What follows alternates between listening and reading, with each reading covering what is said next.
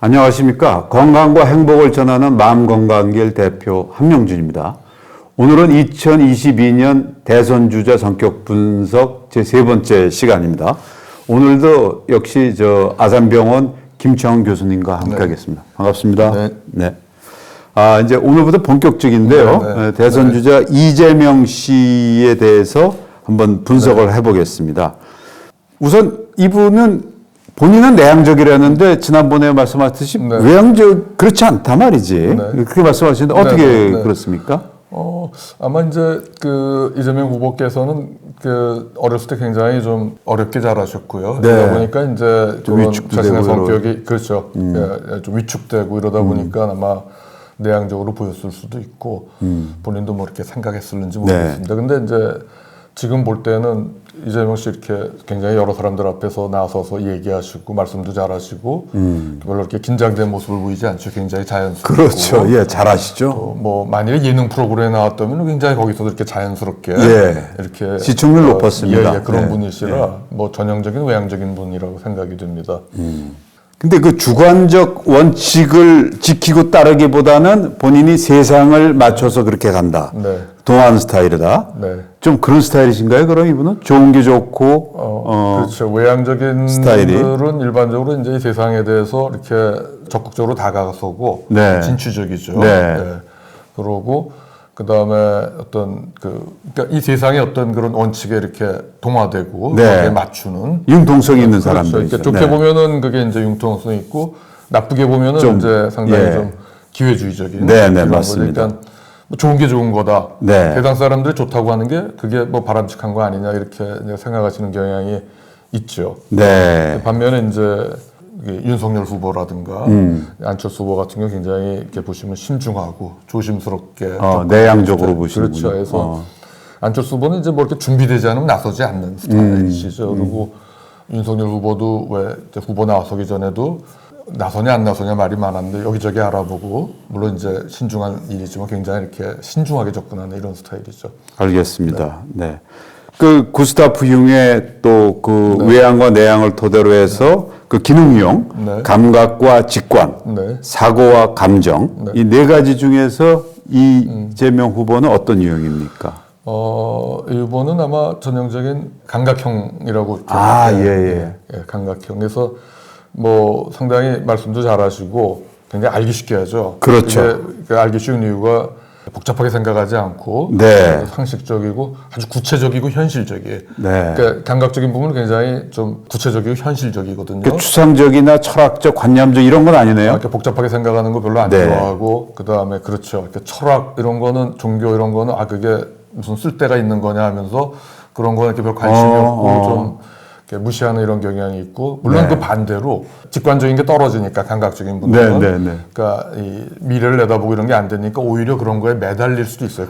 누가 어드바이저가 막 그런 얘기를 하면 맞아. 그러니까 일반적으로 무시하는데 그 반대로 이제 거기에 이렇게 몰입하거나 매달릴 수도 있고요. 그러니까 이제 굉장히 상황 파악이 빠르고 눈치 빠르신 거죠. 그다음에 이제 임기응변에 강하시고 그러시죠. 그래서 감각적인 분들은 이제 현실적이고 구체적이고 눈에 보이는 걸 중요하게 생각을 하다 보니까 조금 근데 이제 미래 것 눈에 안 보이는 것들을 이렇게 좀 소홀히 하고 잘 보지 못하는 이런 것들이 있고 너무 굉장히 이렇게 정보 수집 이런 거는 빨라요. 빠르고 어떤 사실에 대한 어떤 기억 같은 것도 굉장히 좋고요. 이분이 그 옷 입는 것도 상당히 세련이 됐고 어떤 한다면 합니다. 아주 그러니까 댄디한 능력 있는 사업가 같은 그런 실용주의적인 모습, 실리적인 모습 이런 것들이 있는 것 같아요. 실제 실용주의를 표방을 하시고 한다면 함께 본인이 이제 실행 능력이 강하다는 거를 이렇게 내세우시는데 그거는 맞습니다. 그래서 현실적이기 때문에 어떤 구체적으로 현실적으로 어떤 가시적인 성과를 만들어내는 뭐 그런 역할이 있죠. 그거는 뭐 있다고 생각이 됩니다. 이분이 주식 투자 번 돈 자랑도 하시고 그러는데 이제도 아주 그런 것도 성격하고 관련이 있나요? 감각적인 분들은 되게 이렇게 돈에 대해서 굉장히 밝으세요. 이제 밝고 그래서 이 돈을 이렇게 쓸데없이 쓰지는 않죠. 조금 인색할 수가 있고 예를 들어 윤 후보 같은 경우는 얘기 들어보니까 뭐 무슨 수사관 후배라든가 검사들이 이렇게 뭐 저녁에 연락 오면은 이렇게 술 마시다가 윤석열 씨, 해주고 네네네. 뭐 이랬었다 그러는데 이분은 그런 스타일이 아닐 그런 걸까요? 스타일은 아마 아닐 겁니다. 물론 이건 제 추측인데. 예. 대통령이 되면 도리어 그럼 우리 나라 국간을 확실하게 지켜줄 수 있는 것 같은데 또 뭐 많이 뭐 포퓰리즘이다 이런 얘기도 또 많이 들리네요. 네네. 예, 알겠습니다. 이분의 일 방식, 업무 스타일은 어떻습니까? 성격과 관련해서. 그러니까 이제 굉장히 그 감각적인 분들은 이제 좀 숲을 보는 분이 있고 나무를 보는 분이 있다면 그냥 나무를 보시는 분이 그렇죠. 세부적인 것을 이렇게 보시고 굉장히 그러니까 세부적인 이제 네네. 이런 거를 세세하게 챙기는 스타일이죠. 그래서 일을 그러니까 실무자들 이렇게 하는 거를 다 꼼꼼하게 관리하고 그러시는 분들이죠. 이런 분이시죠. 굉장히 그래서 그리고 또 일을 또 뭐 어떤 뭐 이렇게 하다가 막 이렇게 아이디어가 난다 그래서 막 이렇게 벌리고 이런 스타일은 아니에요. 그래서 마무리를 잘하는 스타일이에요. 그렇다면 이 대장동 지금 그 화천대유 이런 거 같은 거면 조금 이해가 안 되네요. 이분이 자기 그 업적도 자랑을 하고 있고 세세히 다 챙기고 이런 분이 기억이 안 난다는 것도 그렇고 이런 분이 아랫사람한테 휘둘릴 사람은 하지 않습니까? 그건 어떻게 보세요? 이게 저 무슨 정치적인 이런 게 아니라 이분이 해온 일이 그렇게 사업도 잘하고 꼼꼼히 또 다 챙기는 그게 장점이기도 하고 하는 분이 아니 화천대유 같이 그 큰 거를 갖다가 난 모르겠다. 그러니까 이제 감각적인 분의 일반적인 특성은 되게 이렇게 굉장히 꼼꼼하고 세부적인 거에 이렇게 관여를 하죠. 하고 그래서 뭐 그런 거 사실에 대한 어떤 기억도 뛰어나고 이런 그렇게 말씀드릴 수 있습니다. 이분이 잘 나가는 변호사가 되신 것도 그런 사실관계 파악이라든가 그런 것들 걸 잘 하고 그래서 소송 의뢰인들한테도 이랬는데 이런 거 모른다는 건 저는 상당히 좀 그렇게 되기도 하고. 그러니까 이제 감각에 약간 이제 그 외향적 사고 기능이 조금 곁들여지면은 뭐 훌륭한 행정가나 변호사 역할을 하실 수가 있겠습니다 하고 이재명 씨와는 책 보면은 상당히 기억력이 이렇게 뛰어난 것 같은 저도 늘 그런 걸 느끼는 같습니다. 세부적인 사실에 대해서 굉장히 이렇게 꼼꼼하게 이렇게 기억을 하고 계시는 것 같아요. 이분이 고시도 빨리 됐어요. 윤석열 씨는 구수 끝에 서울대 법대 다니면서 했는데 이분은 검정고시로 고등학교를 졸업을 하고 제 기억으로는 86년도니까 이분이 원래 63년생이거든요.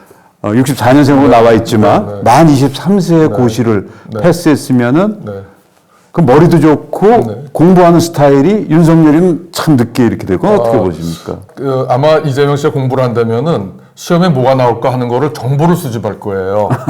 뭐 저희 과대학에서는 그 족보라 그러는데 해가지고 나올 만한 잘하는 분들이 있죠. 그러니까 이게 직관적으로 뭐가 나올 거를 본인이 이렇게 통찰해서 쪽집게로 짚는 이거는 아니고요. 그거는 아니고 안테나를 세워가지고 뭐 어느 교수는 어떻게 시험 낸다 뭐 이런 그런 스타일이시고 그래서 필요한 시험에 나올 것만 골라서 공부하시는 분이지 안 나올 거는 절대 뭐 궁금해하지도 않고 공부하는 스타일은 아니에요. 굉장히 요령껏 그래서 그런 스타일이시고 말씀이 이제 하셨으니까 그런데 윤 후보님 같은 경우는 뭐 그렇지 않아요. 정반대고. 그렇죠. 구수했죠. 그게 다른 공부를 많이 또 한 것 같아요. 그러니까 이제 윤 후보님이 이제 공부하는 스타일은 책을 잔뜩 쌓아놓고 공부하다가 궁금한 게 나오면 그걸 다 찾아봐야 돼요. 그러니까 시험에 안 나오는 것도 궁금하면 찾아봐야 되는 이런 스타일. 이런 경우는 굉장히 공부를 많이 해서 그 굉장히 아주 훌륭한 성적을 내든가 아니면은 시간이 제한돼 있을 경우는 사실은 진도가 안 나가가지고 성적을 잘 못 낼 수 있죠. 보통 시험에 안 나올 건데도 간단히 정리해서 나올 것만 외워야 되는데. 그렇지. 요점 정리해야 되는데. 그분은 그런 게 성적이 중요한 게 아니라 궁금한 거 근본적인 걸 찾아 들어가는 스타일이. 이러면은 대개가 성적은 좀 잘 안 나올 수도 있습니다. 그런 요인도 있을지 모르겠어요. 어쩌면은. 그러면 이제 이재명 씨는 사람들과의 관계도 좀 외향적이기 때문에 또 감각적이기 때문에 참 잘하시겠어요? 이제 사이다 발언한다는 게 뭐 그런 거하고도 관계가 되죠. 사람들이 어떤 감각적인 어떤 그런 욕구가 뭔지를 굉장히 이렇게 정확하게 캐치해서 거기에 반응을 하니까 문제는 이제 듣고 싶은 얘기를 하는 거죠. 사람들이 가려운 데를 긁어주고 그러니까 실행 여부와는 그렇죠. 그런데 이제 문제는 그 상황이 달라지면은 또 그렇지. 그런 이제 얘기가 달라질 수 있다는 맞아. 그런 게 좀 많이. 그래서 그런 문제가 있을 수 있고 아마 외향적인 감각적인 분은 세일즈를 한다면 아주 뛰어난 세일즈맨일 거예요. 사회 수종을 불허하는 그런 분일 수 있습니다. 실적 올리고. 수치에도 밝고요. 이런 분이 인사 문제는 어떻게 할까요? 이게 좀 빠르시니까 또 인사도 또 잘 뭐 이렇게 하실 것 같은데 그럼. 아마 인사 문제도 아마 그 현실적인 어떤 그런 이해관계에 따라서 이렇게 할 가능성이 이해관계 실리를 중요하게 친소관계. 생각하기 때문에 신소관계는 좀 달라요. 신소관계는 이제 감정적인 이런 건데 네네네. 그런 거보다 이해관계에 따라서 본인의 그 실익이 어떠냐에 따라서 아마 그 다음에 일을 구체적으로 이렇게 일을 처리하느냐 뭐 이런 거 부분은 좀 보겠죠.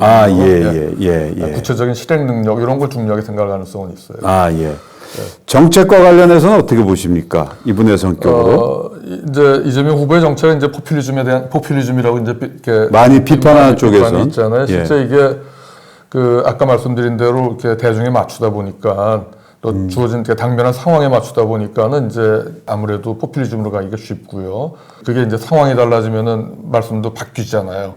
그렇죠? 뭐 기본소득에 관한 얘기도 그렇죠. 나중에 바뀌고 이러는데 그래서 이게 눈앞에 어떤 그런 좀 그 이해관계 이걸 구체적인 현실 이런 거에 이제 맞추다 보니까는 이게 이제 포퓰리즘으로 이렇게 흘러가기가 쉽죠. 이게 또 성격하고도 관계가 있는 것 같아요. 꼭 이데올로기만은 아니고 그리고 이렇게 어쩌면은 미래에 대한 어떤 이런 것을 사실은 그렇게 중요하게 생각을 안 하고 잘 이렇게 내다보지 못하는 거죠. 뭐 그런 어떤 성격적인 측면도 그런 어떤 정책하고도 관련이 있지 않나 좀 일관되지 않고 대중에 이렇게 맞추는 그렇게 생각합니다. 그 지금 김 교수님이 말씀하신 성격으로서 이재명 후보를 이렇게 보면은 어떤 뛰어난 전문 경영인 또 행정가 같은 일처리를 갖다 확실하게 하는 이런 쪽에서는 이분이 상당히 강점을 보일 수가 있겠다 하는 그런 생각이 이제 드네요. 네.